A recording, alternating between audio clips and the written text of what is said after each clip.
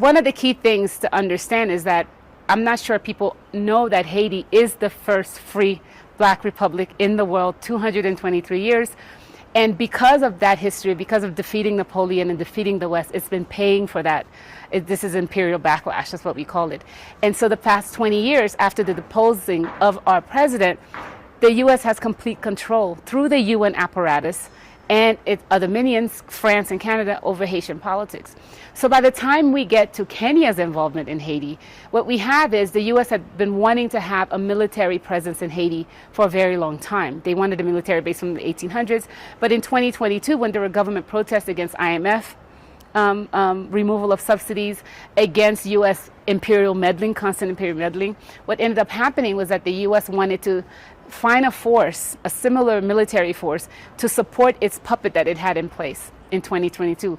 When the puppet, when the Security Council, when China and Russia refused sending a military force, saying this is, this is not a civil war, there's no civil war going on in Haiti, the U.S. then settled for this multinational mission, which I have to remind people is not a UN mission.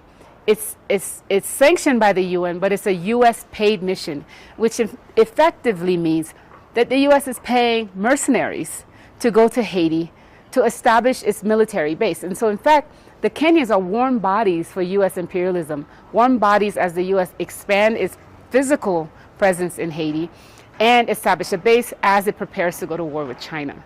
And what people don't understand is that Haiti is in the trade winds area, geographically located there.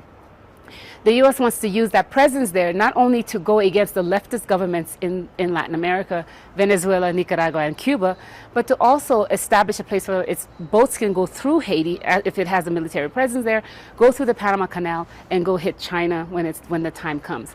So Kenya comes into this place in the middle of U.S. imperial machinations in the region, and they're being used as a proxy service for U.S. imperial role in the area. And if that itself is a problem, because Haiti is not at a civil war, but because the West controls the media apparatus, as you know, most of the world gets their news from Reuters, Voice of America, CNN, and BBC, right? And so when you read that, you think the worst place in the world right now is in Haiti. You think that this country is burning up in flames because they manufacture consent. When the reality is, like, these armed groups, there are more gangs in Chicago in the U.S. than there are in Haiti. The violence that you see that the media props up happens only in the capital city of a country that's 12 million people. The capital city has about 2 million people. When you have Mexican cartels, when you have gangs in Ecuador, when you have a genocide happening in Gaza, everyone's saying Haiti is the problem to the international community. So we have to really think about, why is it that the U.S. is going through so much trouble to manufacture consent and make everyone think that Haiti is the worst place to be in order to send a military occupation when, things are happening in other places of the world. And they're not doing that, right? Yeah. And so what I want Kenyans to see is really question this idea that Haiti, for example, needs military occupation. Haitians are completely against foreign military intervention because we have a long history of intervention. And so Haitians are completely against U.S. imperialism, them being used as fodder. And so Kenya comes in, and I want people to know, like, why is it that Kenya, for example, did not have bilateral relations with Haiti until last year? If Ruto is really serious about saying, well, we're helping our brothers and sisters, why is it's after the U.S. asked them to, that he decided to have bilateral relations in Haiti? Why is it that he doesn't think, well, maybe the region, there are other people in the region that can come help Haiti?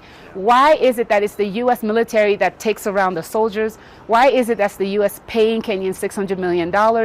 This is mercenary. This is not Pan-Africanism. This is not bilateral relations. There's no legitimate government to actually even ask Kenya to bring in its force to Haiti. And we need to know, what does this mean in this age of increasing multipolarity? Why allow yourself to be used as a proxy for U.S. imperialism against another black country?